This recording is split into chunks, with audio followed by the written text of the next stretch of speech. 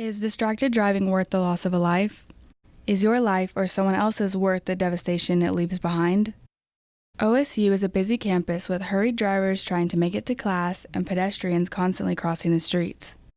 With such a busy mindset, the thought of safe driving is not always the first priority. Nearly 1.3 million people die in road crashes each year due to distracted driving.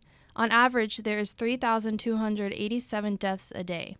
An additional 20 to 50 million are injured or disabled. More than half of all road traffic deaths occur among young adults ages 15 to 44. People forget that when they are behind the wheel, they can easily take a life away or lose their own in a blink of an eye. It takes one careless mistake to take a life and completely destroy those impacted for the rest of their lives. One OSU student, Ginny Glad, has always made sure to keep this reality in mind ever since her own life was turned around 11 years ago. Safe driving is important to me because at the age of 8, I lost my father to a distracted driver. And so during the summer, he was going back home from after dropping me off. He was turning left and the car just plowed right into him onto the driver's side, which crushed his car, crushed his pelvis, and just they had to get the jaws of life to get him out of the car. My mom turned around the car, she didn't say anything.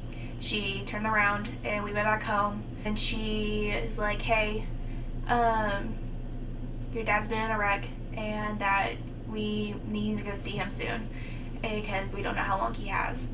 I just think safe driving is very important to me because if that driver wasn't so distracted as he just blew right past that four-way stop sign, and if he just paid attention, I would still have my dad today.